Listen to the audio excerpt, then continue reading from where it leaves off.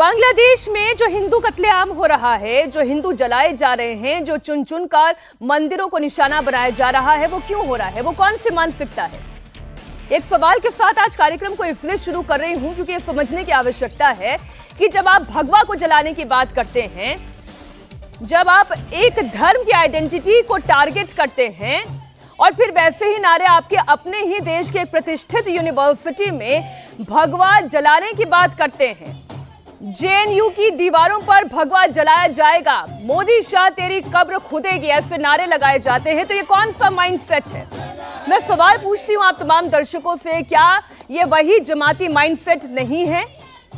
मैं सवाल पूछती हूं आप लोगों से, ये मोदी तेरी कब्र खुदेगी, अमित शाह तेरी कब्र खुदेगी, आप देश के प्रधानमंत्री, आप देश के गृह मंत्री की बात करते हैं, क्या ये जिहादी जमाती माइंडसेट नहीं है? मैं सवाल पूछ रही हूं आप दर्शकों से। आप जरा सोचिए, पहले आप ये विजुअल्स देखिए, आप ये नारेबाजी सुनिए और फिर हम करेंगे चर्चा।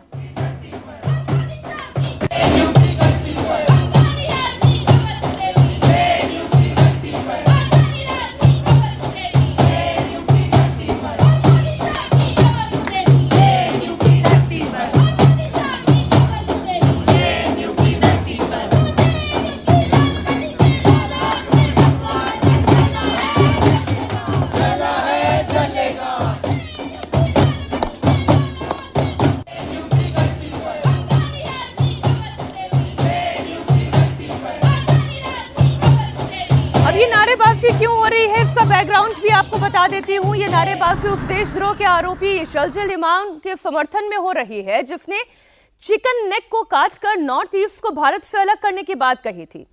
ये नारेबाजी उस उमर खालिद के समर्थन में हो रही है जिस पर दिल्ली में दंगा करवाने का आरोप है और दोनों इस वक्त जेल में बंद है।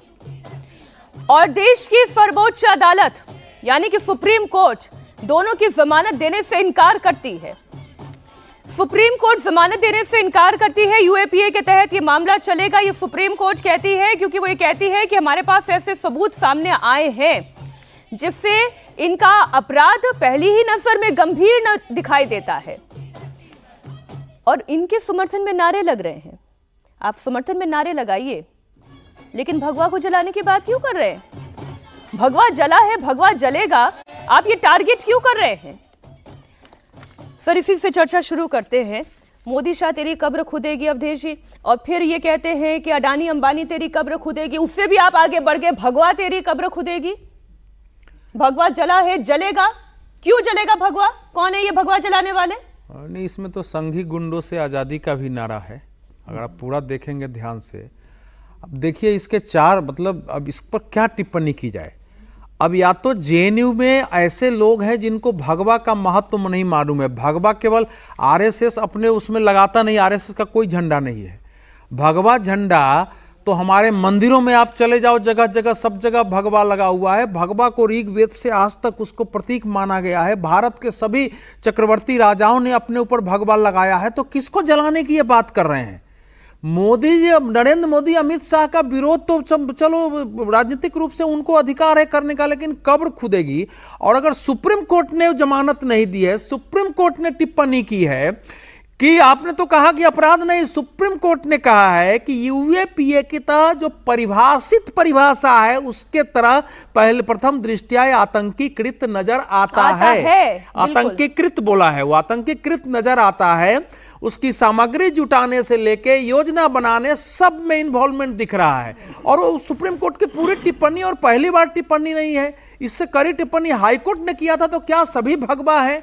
ये क्या भाषा बोल रहे हैं सारे? और गुंडों के बारे में तो आप नारा लगा सकते हैं। हम लोगों ने देखा है ना कि गुंडे और अपराधी कैसे करते थे। अगर आरएसएस के गुंडे होते तो आप सोचो, इस समय संघी गुंडे कह रहे हैं, मोदी और अमित शाह कर रहे हैं, वहां बीजेपी भी है, विद्यार्थी परिषद भी है, आरएसएस की भी लोग होंगे, बहुत सारे लोग वहां जो टीचर्स यूनियन है आरएसएस से और उससे जुड़ी उसके लोग होंगे। अभी तक हमला हो गया होता। तो गुंडे कौन है ये? अगर गुंडों के विरुद्ध में नारा लगाएंगे तो आपकी क्या दशा होगी? और क्या बताया जा रहा है कि जेएनयू में आप कब्र खोद देंगे। आपको प्रोटेस्ट करने का अधिकार है, उस पर तो मैं किसी के बारे में, लेकिन सुप्रीम कोर्ट की टिप्पणी देखो। अगर कोई व्यक्ति इस देश के विरुद्ध काम किया है, 53 लोग उस मारे गए हैं। एक अमेरिका का राष्ट्रपति हमारे देश में था, षड्यंत्र पूर्वक वो दंगे कराए गए और जानबूझकर कराए गए कि मोदी सरकार इसमें बदनाम हो और दुनिया में इशू बने ट्रंप के रहते हुए। वो एक देशद्रोही हरकत थी, उसके समर्थन में सरकार ने उसके साथ कुछ नहीं किया है, कोर्ट में मामला चल रहा है और वहां ये नारे लग रहे हैं। तो जेएनयू में बचे खुचे हो क्या रहा है इसे? अगर ये लेफ्टिज्म है, देखो अगर ये लेफ्टिज्म है तो इसीलिए जनता ने इनको आजाद कर दिया है। आप जेएनयू में आजादी के नारे लगाते रहिए, क्योंकि देश को छोड़ करके और ऐसे देशद्रोहियों के विरुद्ध अगर आप आरोप लगाते इस भाषा में, सर्जिल इमाम का भी आप समर्थन, मैं तो कह रहा हूं कि आप नहीं अवधेश जी, मैं तो ये कह रही हूं सर कि जेएनयू में हमला हुआ गलत, हिंसा हुई गलत, आपको आपके वैचारिक मतभेद हैं, बिल्कुल ठीक, आप वैचारिक मतभेद का प्रदर्शन करिए, लेकिन भगवा जला है, जलेगा जेएनयू की दीवारों पर, यह वही मानसिकता है जिसकी वजह से इस वक्त बांग्लादेश में हिंदुओं पर नॉन स्टॉप हमले हो रहे हैं। यह वही मानसिकता है जिसकी वजह से आज हिंदुओं को टारगेट किया जा रहा है। क्यों? क्योंकि वो भगवा के ध्वज के नीचे रहना चाहते हैं, वो अपनी हिंदू आइडेंटिटी को फॉलो करना चाहते हैं, वो पूजा पाठ करना चाहते हैं, उनके मंदिरों को इसलिए टारगेट किया जाता है। क्यों? क्योंकि वो भगवाधारी हैं। बांग्लादेश में 5 जनवरी को 5 घंटे के अंदर अंदर 2 हिंदुओं की हत्या कर दी और बेरहमी से हत्या हुई। तस्वीरें भी ऐसी कि आपको दिखा नहीं सकते। एक हिंदू पत्रकार राणा प्रताप बैरागी की जिहादियों ने गोली मारकर हत्या की। हिंदू दुकानदार मोनी चक्रवर्ती को जिहादियों ने चाकू घोंपकर मार डाला। मोनी चक्रवर्ती नरसिंहदी जिले के 4 सिंदूर बाजार में किराने की दुकान चलाते थे। जयसौर जिले के मोनीरामपुर में हिंदू पत्रकार राणा प्रताप बैरागी की गोली मारकर हत्या की। 5 घंटे के अंदर बता रही हूं, शाम 5 बजे एक हिंदू मारा गया, रात 10 बजते बजते मोनी चक्रवर्ती एक और हिंदू मारा गया।